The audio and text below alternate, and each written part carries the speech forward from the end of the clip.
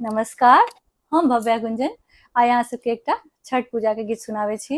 अहाँ सबके छठ महापर्व के बहुत रास शुभकामना। और हमरा संगे हमर साथ दऽ रहल छथिन टुनटुन पंडित सर और बबलू पाठक सर।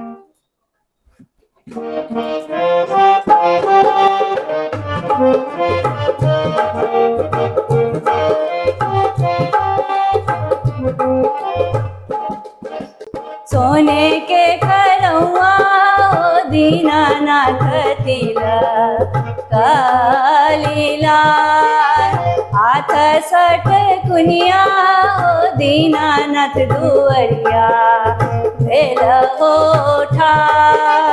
सोने के खरौआ दीनानाथ तिलक लीला हाथ सठ कुनिया दीनानाथ दुअरिया भेल ओठा।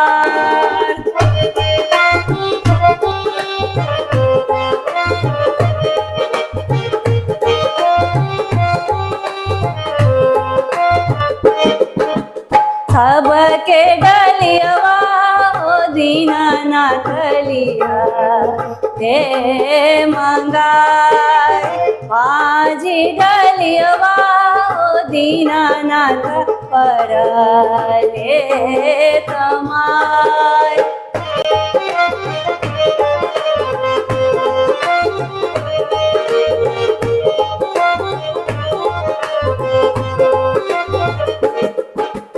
गोबर काढ़ा गेलिए हो दीनानाथ गैया के बथान बाजी परो छे हो दीनानाथ गैया भेल हो बान।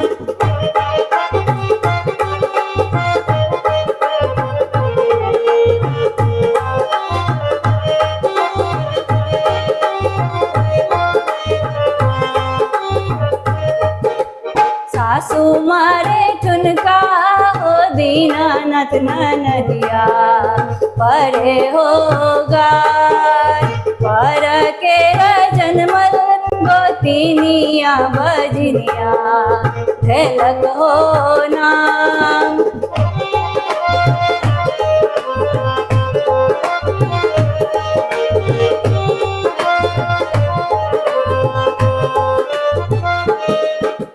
गाबर निपटे हो दीनानाथ वाकिया साजा उतर दैते हो दीनानाथ जुटुबिया जरी हो गे।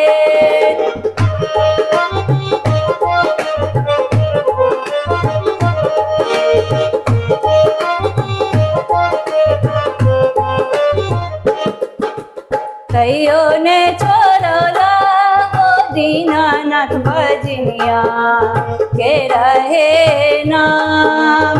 मांगू मांगू बाजी गे तिरिया कवना अलहे मांग।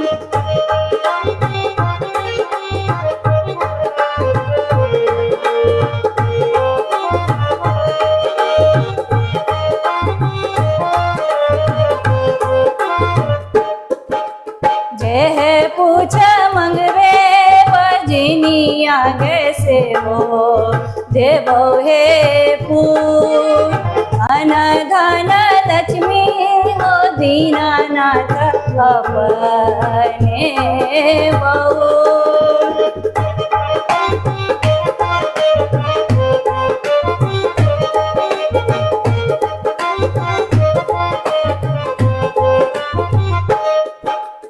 एक ही पुत्र हो दीनानाथ सग दे अन्हार देहि लेहि बाजी गे तिरिया गे अचरा पसार।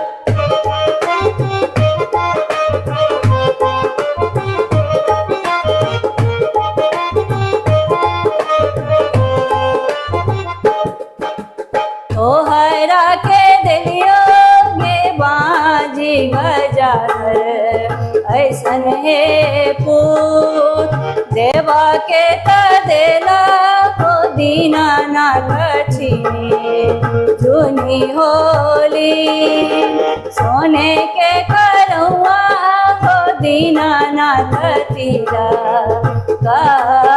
कालीलाल हाथ सट कुनिया हो दीनानाथ दुवरिया भेला ठार सोने के करौआ हो दीनानाथ तीरा कालीलाल हाथ सट कुनिया हो दीनानाथ दुवरिया भेला ठार हाथ सट कुनिया हो दीनानाथ दुवरिया भेला